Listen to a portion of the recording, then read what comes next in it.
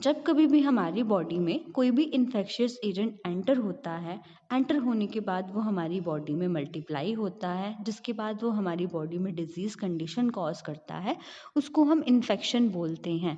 अब infectious agent जो है वो बैक्टीरिया भी हो सकता है, वायरस भी हो सकता है, फंगाई भी हो सकता है। लेकिन ये हमारी बॉडी में तभी इन्फेक्शन कॉज कर सकते हैं अगर इनको कुछ फेवरेबल इन्वायरमेंट मिलेगा हमारी बॉडी में इन्फेक्शन कॉज करने के लिए। जैसे इन सबको एक एडुकेट टेम्परेचर, एक एडुकेट पीएच चाहिए होता है, एक एडुकेट इन्वायरमेंट चाहिए होता है हमारी बॉडी में डिजीज़ कॉज करने के लिए। अगर इन सबको एक एडुकेट टेम्परेचर, पीएच, इन्वायरमेंट नहीं मिलेगा तो ये हमारी बॉडी में डिजीज़ कॉज जो है वो नहीं कर पाएंगे। तो इन्फेक्शन क्या हुई? जब कभी भी हमारी बॉडी में कोई फॉरेन पार्टिकल जो है वो एंटर होता है, एंटर होने के बाद हमारी बॉडी में कुछ भी पैथोलॉजिकल कंडीशन या डिजीज़ कॉज करता है, उसको हम इन्फेक्शन बोलते हैं। अब इन्फेक्शन का नेचर क्या है कि इन्फेक्शन तभी होती है जब कोई ऑर्गेनिज्म जैसे बैक्टीरिया हो गया, वायरस हो गया, बॉडी में इन्वेड होता है। इन्वेड होने के बाद ये मल्टीप्लाई होता है। यूजुअली क्या होता है कि सारे इन्फेक्शियस एजेंट की वजह से डिजीज़ नहीं होती है।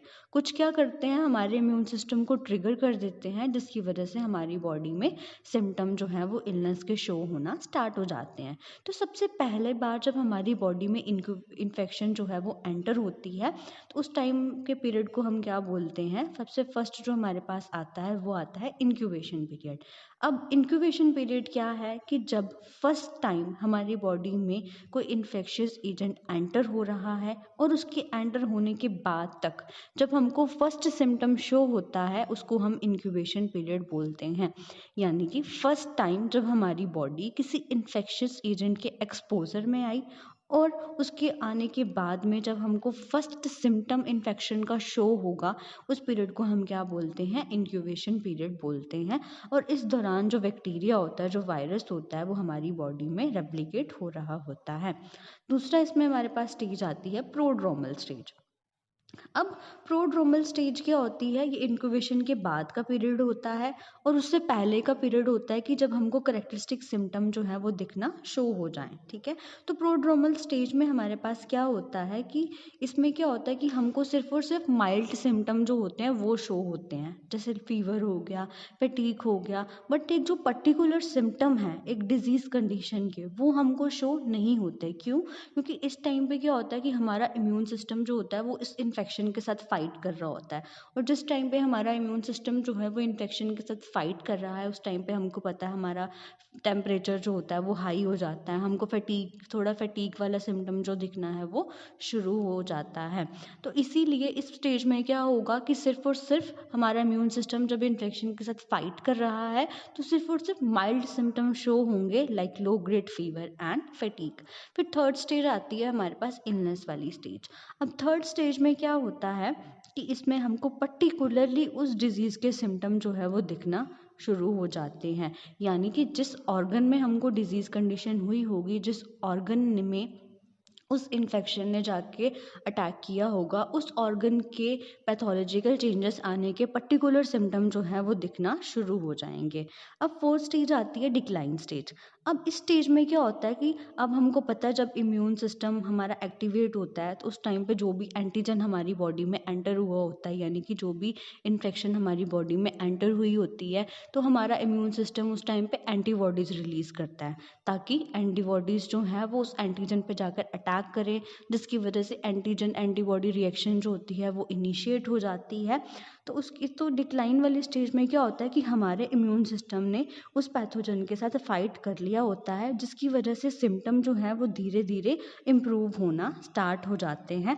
लेकिन क्या हो सकता है कि ऐसा भी हो सकता है कि अगर प्राइमरी इन्फेक्शन जो हमको हुई थी उसने हमारे इम्यून सिस्टम को इतना कमज़ोर बना दिया था, जिसकी वजह से हमारा इम्यून सिस्टम जो है वो और हमारी बॉडी जो है वो और सेकेंडरी इन्फेक्शन के एक्सपोजर में आ गई है। ठीक है, मान लो हमारी बॉडी जो थी वो वो एक इन्फेक्शन के साथ फाइट कर रही थी, बट वो इन्फेक्शन इतनी स्ट्रॉन्ग थी कि उसने हमारे इम्यून सिस्टम को भी वीक कर दिया, जिसकी वजह से वो प्राइमरी इन्फेक्शन तो नहीं गई, बट और इन्फेक्शन जो है, उससे भी बड़ी इन्फेक्शन जो है, उसने हमारी बॉडी के ऊपर अटैक कर दिया। अब डिक्लाइन वाली स्टेज जो है, इसमें दो चीज़ें हो सकती हैं। या तो ये हो सकता है कि हमारा इम्यून सिस्टम जो है उस इन्फेक्शन को मतलब हराने के बाद में बिल्कुल जो सिम्टम जो थे वो रिजॉल्व हो जाए, या फिर ये चीज़ भी हो सकती है कि प्राइमरी इन्फेक्शन जो हुई थी वो इतनी स्ट्रॉन्ग थी कि उसने हमारे इम्यून सिस्टम को वीक कर दिया, और वीक करने के बाद सेकेंडरी इन्फेक्शन जो है और हमारे बॉडी में एंटर हो गई। फिर लास्ट स्टेज आती है हमारी कन्वर्जन वाली स्टेज। अब कन्वर्जन वाली स्टेज क्या है, ये फाइनल स्टेज होती है इन्फेक्शन की। इस स्टेज में क्या होता है कि सारे के सारे सिम्टम जो होते हैं वो रिजॉल्व हो जाते हैं, और पर्सन जो है वो अपनी नॉर्मल फंक्शंस में रिटर्न हो जाता है। बट ये चीज़ भी डिपेंड करती है कि हमको कितने सिवियरिटी वाली इन्फेक्शन हुई थी। अगर हमको कोई बहुत ही ज़्यादा सिवियरिटी वाली इन्फेक्शन हुई थी, तो ऐसा भी हो सकता है कि कुछ लोगों में परमानेंट डैमेज हो गया हो उसके बाद भी, इन्फेक्शन रिजॉल्व होने के बाद भी। तो जनरली क्या होती है इन्फेक्शन, इन्फेक्शन क्या है कि जब भी हमारी बॉडी में कोई भी इन्फेक्शियस एजेंट एंटर हुआ है, एंटर होने के बाद वो हमारी बॉडी में मल्टीप्लाई हुआ, बट मल्टीप्लाई वो हमारी बॉडी में तभी हो पाएगा अगर उसको वहाँ पे कुछ फेवरेबल इन्वायरमेंट मिलेगा मल्टीप्लाई होने के लिए। लाइक उसको एडिक्वेट टेम्परेचर, एडिक्वेट पीएच मिलेगा वहाँ पर मल्टीप्लाई होने के लिए, तभी वो मल्टीप्लाई हो पाएगा। तो उसके हमारी बॉडी में एंटर होने के बाद हमारी बॉडी का जो नॉर्मल फिजोलॉजिकल प्रोसेस चल रहा था वो उसको भी अल्टर करना स्टार्ट कर देता है, जिसकी वजह से हमारी बॉडी में पैथोलॉजिकल चेंजेस जो हैं वो आना स्टार्ट हो जाते हैं, और हमारी बॉडी में डिजीज़ कंडीशन जो है वो हो जाती है। ठीक है, तो नेचर ऑफ इन्फेक्शन क्या है कि जनरली क्या होता है, सारी इन्फेक्शन वो डिजीज़ में रिजल्ट नहीं होती, बट कुछ इन्फेक्शन क्या करती है, हमारे इम्यून सिस्टम को एक्टिवेट कर देती हैं, जिसकी वजह से हमारी बॉडी में इलनेस के सिम्टम दिखना जो है वो स्टार्ट हो जाते हैं। तो इसकी कुछ स्टेजेस हैं। सबसे पहली स्टेज है इंक्यूबेशन। इंक्यूबेशन पीरियड क्या था कि जब फर्स्ट टाइम हमारी बॉडी किसी इन्फेक्शियस एजेंट के एक्सपोजर में आ रही है, और जब हमारी बॉडी में फर्स्ट सिम्टम जो है वो शो हो रहा है, उसके बीच के पीरियड को हम इंक्यूबेशन पीरियड बोलते हैं। दूसरा हमारे पास आता है प्रोड्रोमल स्टेज। प्रोड्रोमल स्टेज में क्या होता है कि इसमें क्या होता है कि जब हमारी बॉडी में कोई इन्फेक्शियस एजेंट जो है वो एंटर हो गया, उस फर्स्ट सिम्टम भी शो हो गया, बट इसमें क्या होगा कि हमारा इम्यून सिस्टम जो था वो उस इन्फेक्शन के साथ फाइट कर रहा था।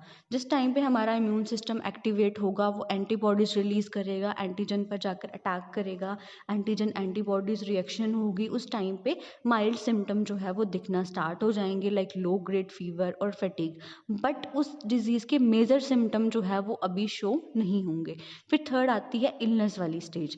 इलनेस वाली स्टेज में क्या होता है, अब इस स्टेज में पर्सन को जो है वो डिजीज़ कंडीशन जो है वो हो गई है, अब उसको पर्टिकुलरली उस डिजीज़ के मेजर साइन एंड सिम्टम दिखना जो है वो शुरू हो जाएंगे। फोर्थ स्टेज आती है डिक्लाइन वाली स्टेज। अब डिक्लाइन वाली स्टेज में क्या होता है, अगर हमारे इम्यून सिस्टम ने अच्छे से इन्फेक्शन के साथ फाइट कर ली है, तो हमारी वो इन्फेक्शन क्या हो जाती है, धीरे धीरे रिजॉल्व हो जाती है, हमारे सिम्टम जो है वो धीरे धीरे रिजॉल्व होना स्टार्ट हो जाते हैं। मतलब जो मेजर साइन एंड सिम्टम हमको उस डिजीज़ के शो हो रहे थे वो अब इम्प्रूव होना स्टार्ट हो जाते हैं। और इस स्टेज में ये भी हो सकता है कि मानो अगर जो प्राइमरी इन्फेक्शन हमको हुई थी वो बहुत ज़्यादा स्ट्रॉन्ग थी, उसने हमारे इम्यून सिस्टम को बहुत ज़्यादा अगर वीक कर दिया, तो वीक करने की वजह से उस टाइम पे ये भी हो सकता है कि हमको कोई और सेकेंडरी इन्फेक्शन भी जो है उस टाइम पे हो जाए। फिर फिफ्थ स्टेज आती है कन्वल्सन वाली स्टेज। इस स्टेज में क्या होता है कि सिम्टम जो होते हैं वो रिजॉल्व हो जाते हैं, और पर्सन जो है वो अपनी नॉर्मल फंक्शनिंग वाली लाइफ जो है वो स्टार्ट कर देता है। और इसमें क्या होता है, ये डिपेंड करता है कि हमको कितनी सिवियरिटी वाली इन्फेक्शन हुई है। ठीक है, कुछ लोगों को परमानेंट डैमेज भी हो सकता है अगर इन्फेक्शन रिजॉल्व हो गई उसके बाद भी। Thank you.